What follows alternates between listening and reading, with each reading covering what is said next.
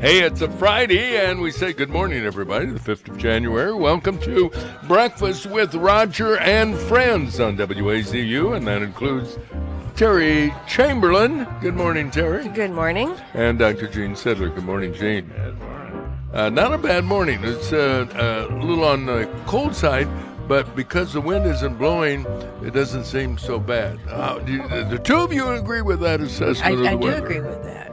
And we're delighted to welcome to our program this morning a guy that knows how to tickle the ivories. He's not only an outstanding pianist who has traveled at great length with Larnell Harris, one of my favorite gospel singers. And we're going to find out more about him.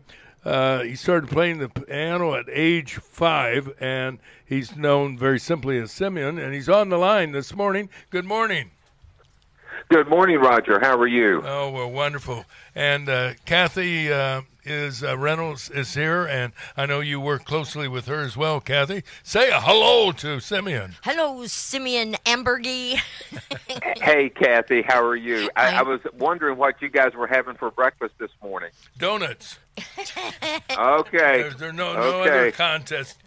Pastries. We want to get our blood sugar up. Tell us a little bit. I hear you. You started playing the piano at age 5, I think you told me. Yeah, one of my earliest memories actually was even before that. Growing up, Mom always kept music going in the house, and one of my earliest memories is seeing a record player next to the crib and seeing those records spinning and listening to the Happy Goodman Family and the Rambos, Dottie Rambo, and just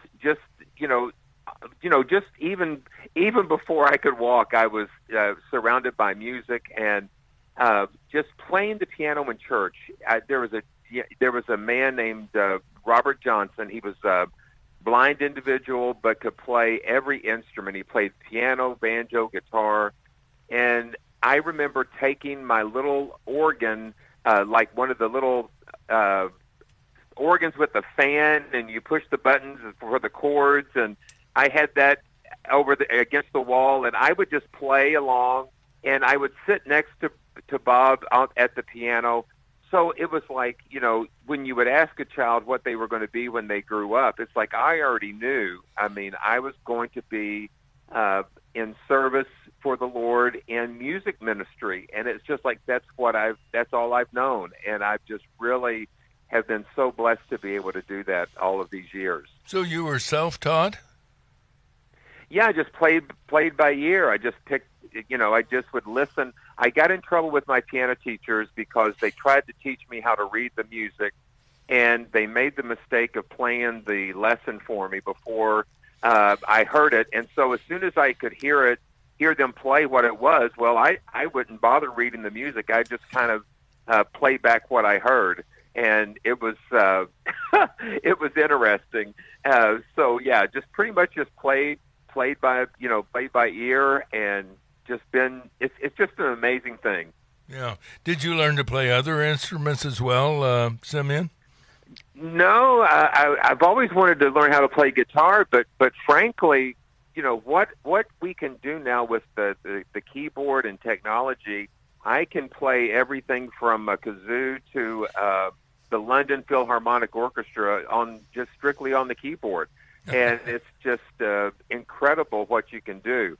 I can do bluegrass bands or big band, and it's all coming out of the computer, and it's just such a fascinating experience. Well, maybe that's their hope for me. If you can do that, maybe I can do it. Yeah. Just pick up a kazoo, and there you go.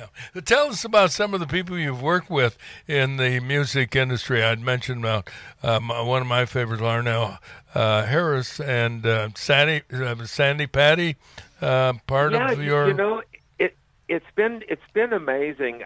I've been thinking over the years of working with different ministries and things, and one of my biggest memories, I was playing for a crusade in the Philippines with over 500,000 people worshiping the Lord, and such a powerful experience. And then getting a call one day to to kind of go with Larnell on his pianist was moving to another church and that kind of thing, so it was changing. And so it was right at the start of the beginning of the year 2000 when I started playing for Larnell. And it was so funny because I was like a deer in the headlights the first time that I played for Larnell, and because it's just like such an honor to play with someone of that caliber. Just one of the greatest vocalists, I think, in Christian music. And at many years I've been with him, it was like he kept getting stronger vocally. It's just amazing. And so I was with Larnell for a little over 20 years. Wow! And it's just been amazing. We traveled to Japan, and and we were at the Olympics. I think back when it was in London, they had the Olympics in London. We did some services there during that time, and then like you had mentioned, I had opportunity to play with Sandy Patty on some of those trips, and Linda Randall. I've been playing for Linda the past couple of years, and just such a fantastic vocalist, and just been able to be a part of some of the Gaither homecoming type of services where it's just a phenomenal. If you ever get a chance to be a part of one of the Gaither Family Fests or the music festivals they have, it's just really a life-changing experience. So I have been so blessed to be able to do what I'm able to do, and I just can't wait to see what the Lord has in store for us this year. This is Dr. Gene Sidler, one of the co-hosts here, and I am curious to know, I watch a lot of those old Gaither videos now that are all available on YouTube, and were you acquainted with Anthony Berger? He shows up in a lot of those old Gaither videos. I've never met Anthony personally, but what a phenomenal artist and musician he was. And I know Anthony Berger and Simeon Ambergy is my last name, but a lot of times I get mixed up with Hamburger or Anthony Berger. And so yeah, just such a phenomenal musician, and I'm sorry that I was never able to meet him in person. Yeah, he, of course, died very young, you recall. He was doing a cruise. He was on a cruise. He was on a Gaither cruise. It was on a Gaither cruise, and he had a heart attack and died while on the cruise, while he was performing. Yes. Are you kidding me? Yeah. No. Yeah. He was like Simeon, where he played from the time he was little child. And he was only in his 40s. Yeah, he was very young. But didn't he have an accident in his life where he suffered severe burns? He had a burn when he was very young. That's he was told that he would never be able to use his hands, and he turned into one of the most incredible pianists of our time. I love those stories because that's similar to what happened with me before I was even in first grade. They told my mom, said, Mrs. Ambergy, I'm sorry, your son's hands are too small, or he's going to have trouble. He's going to have trouble holding a pencil and doing things with his hands. And it's like, I'm saying, I can imagine God just sitting there looking and listening to that conversation, and he goes, we'll see. We'll have to see about that, won't we? Yeah. I love it when the world says that you can't. Mm-hmm. God says, let's see you do this. You can. When the enemy says you can't, God says, yes, you can. Because we do everything that we do, everything that I do is because of the grace of God that has been poured into me. I didn't study to play the piano. God just dropped it in there.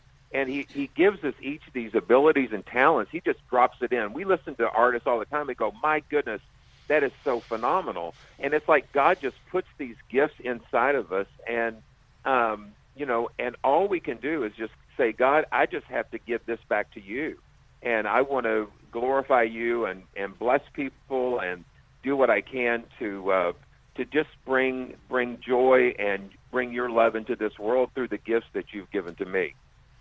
Well, tell us how you happen to bump into Kathy Reynolds, because I know you have helped in the production of some of her CDs, some of her music. You're not only a piano player or a pianist, but you write music, you write lyrics, and you're very good at it. Yesterday, I don't mind sharing with our audience that I mentioned about a song that would be titled Sitting in the Front Row. You took that and you went bing, bing, bing with about 2 verses of Sitting in the Front Row, and you blew me away. You obviously are a very creative individual. Well, it's funny, yeah. It's like you wish you had a recording just running all the time, because you've got to. It's like you got to capture those. It's like capturing lightning in a bottle. You know, you've got to be ready to capture those things. But with Kathy, I had worked with a gentleman named Wayne Carroll, and Wayne has written so many songs. And a lot of times people have all these songs and they don't know what to do with them. They don't know how to put music to them or how to put them together. And so Wayne had, a lot of music. And so I had started helping Wayne put his songs together, and we had put some CDs together of his songs. And he knew Kathy, and so I think it was during a Quartet convention when they had it here in Louisville, Kentucky. They had the National Quartet Convention here, and I got to meet Kathy in person, and we just started working together. And it's been just such a wonderful experience working with Kathy and seeing what God is doing with her ministry. And so we're in the process of working on a new project, writing some new songs, and we've got about 4 or 5 of them ready to go. So we're just working on some more, and it's just very exciting to see how that's coming about. Simeon, you are just so amazing. I just can't even believe how cool God brings people together, because you are truly the epitome of God's child. And well, thank you. You have helped me with so much more of life than even music. Do you have a piano in your house? I do not, but this is the cool thing. I mean, I've got Steinways, Busendorfers, I've got Rhodes, I've actually got instruments from the 1700s, all inside my computer, and I can pull any one of them up. Amazing. And just it just blows me away when I'm just sitting down and playing like a huge Busendorfer or a big Steinway that was recorded in a concert hall in Vienna, Austria. It just it's kind of surreal at times. So when he presses the note, it's a actual trumpet. Oh yeah, that comes out. It's not just the sound of a trumpet like the years ago they had the pianos that would make the different sounds. They were just similar. These are actual notes from the instrument. Oh yeah, Kathy. Because I used to sell pianos and organs in the mall. The Lowry organs and I would stand out there in the mall playing music, and then I would play it. I would go da da da da da da da da. And I would say, "Oh man, doesn't that sound like a trumpet?" And it didn't sound like a trumpet. But now when I do it, I said, "Oh yeah, you better believe it. Yeah, this is a real trumpet." And not only is it a real trumpet, it was recorded at Abbey Road, and we've got it right here. And it's just incredible. Yeah, it is. Can I buy one of those things from Best Buy? No. Okay, No. right. Well, yeah. Somebody says, "Does Simeon come with the instrument?" Yeah, because it's just like no. What has been so fun is I've started doing a lot of content on my YouTube channel, and if you just search for Simeon Ambergy or Praise Tracks on YouTube, you can see a lot of these types of instruments that I do live streams and demonstrate this technology that's just so phenomenal, and it's just amazing. And one of the things I talked about yesterday on the live stream was that even though we have all of these virtual instruments, it's great, but there's nothing like sitting behind the real thing. There's nothing like going to a real concert, hearing live musicians playing the real acoustic instruments. There's nothing like experiencing that And with all of the talk about artificial intelligence and all of this stuff, that there's nothing like the real thing. Like what they said, ain't nothing like the real thing, baby. Because we're going to know you cannot replace a musician with a computer, because the soul and the heart and the life is not going to be there. The notes might be there, but the emotion and the life and what separates us from machines and all of that stuff, that's what's going to make the difference. So it's interesting to see how all this is going to play out. Tell us about your live streaming. I understand you have quite a following. I've got close to 19,000 subscribers right now. Oh my goodness! And so it started during the pandemic, really, because travel had shut down, so we weren't able to travel. Because you couldn't do it. They weren't having concerts and live events, and so it was like, well, what can I do to stay productive?